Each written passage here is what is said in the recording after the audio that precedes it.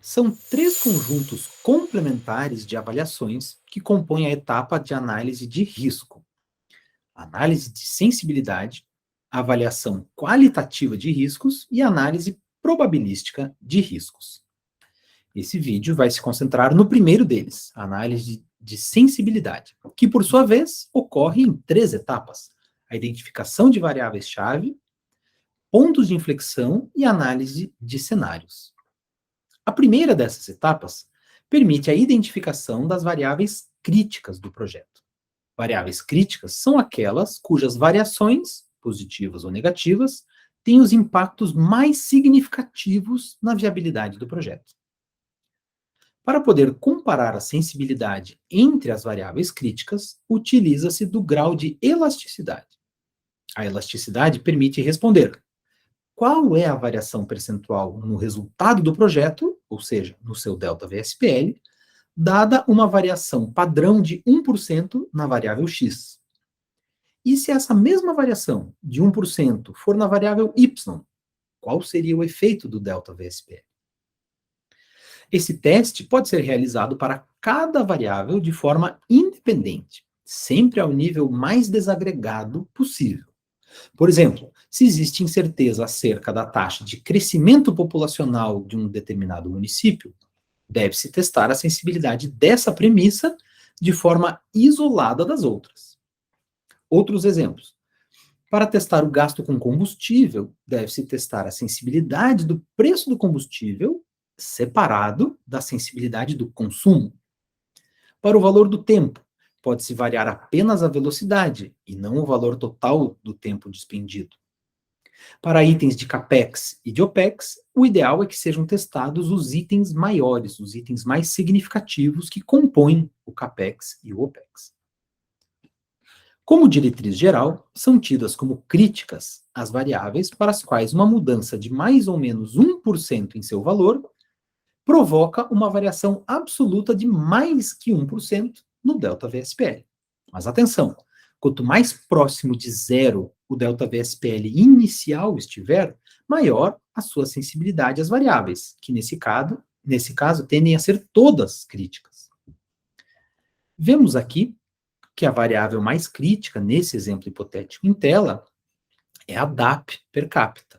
Uma variação de apenas 1% em seu valor gera uma modificação de 12% no resultado final.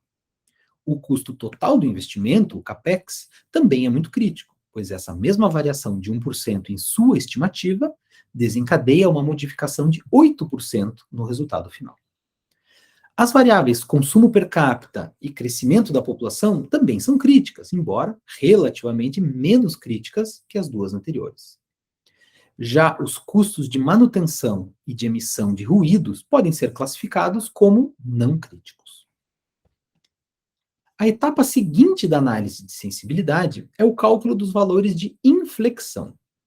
Estes são os valores que a variável analisada teria que atingir para que o ΔVSPL do projeto igualasse a zero, ou seja, para se ter o sinal de viabilidade invertido.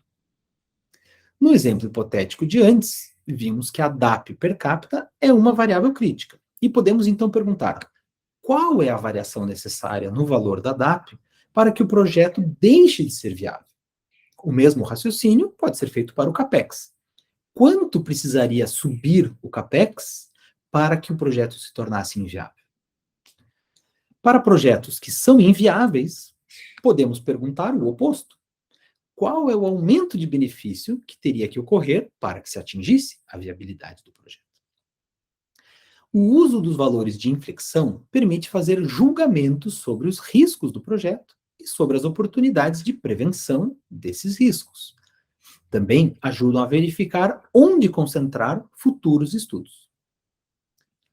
Olhando agora para os valores de inflexão do exemplo hipotético, vemos que o CAPEX, além de ser variável crítica, precisaria ser 19% maior para que o projeto se tornasse inviável. Pelo histórico de comportamento de custos de projetos de investimento, sabemos que essa variação não só é plausível, como até provável de ocorrer. Temos um projeto demasiado arriscado. Com essa informação, podemos investigar mais as causas do risco e até redesenhar o projeto, caso estejamos em uma CB preliminar. Podemos reduzir os custos de investimento com outros materiais, por exemplo, ou redimensionar o projeto para atender a mais municípios, gerando mais benefícios, com um aumento relativamente menor nos custos. Enfim, são questões que devem ser analisadas e devem ter sequência na análise de sensibilidade. Finalmente, a análise de sensibilidade deve ser complementada com a análise de cenários. Estes cenários nada mais são do que combinações entre variações das variáveis críticas, representando situações positivas, otimistas, e negativas, ou pessimistas. O intervalo destas variações, ou seja, o range de variação destas variáveis, deve ser plausível e, preferencialmente, baseado em dados históricos ou referências acadêmicas. A análise mostra combinações de menos benefícios concomitantemente a mais custos, no cenário pessimista. E também vice-versa, mais benefícios e menores custos, no cenário otimista. Ao analisarmos as variações do ΔV-SPL nesses extremos, podemos extrair julgamentos sobre os riscos do projeto. Se o resultado permanecer positivo, por exemplo, mesmo no cenário pessimista, o risco do projeto é baixo. Em resumo, vimos 3 formas de realizar análise de sensibilidade, identificando as variáveis críticas, conhecendo seus valores de inflexão e conhecendo o que ocorreria em combinações pessimistas e otimistas entre elas. Vale ressaltar que outras análises podem também ser realizadas. Caso a demanda por um determinado serviço tenha um histórico de crescimento constante de, digamos, 1% ao ano ao longo dos últimos 20 anos, tem-se um parâmetro com baixa incerteza. Mesmo assim, pode-se perguntar, a viabilidade do meu projeto estaria em jogo caso esse crescimento seja reduzido para 0,5% ao ano? Quais seriam os efeitos do meu projeto caso essa taxa aumentasse para 1,5% ao ano, por exemplo? Perguntas como estas podem ser facilmente respondidas pela modelagem da ACB, dando ao analista e aos tomadores de decisão mais sensibilidade acerca da viabilidade do projeto e de seu contexto.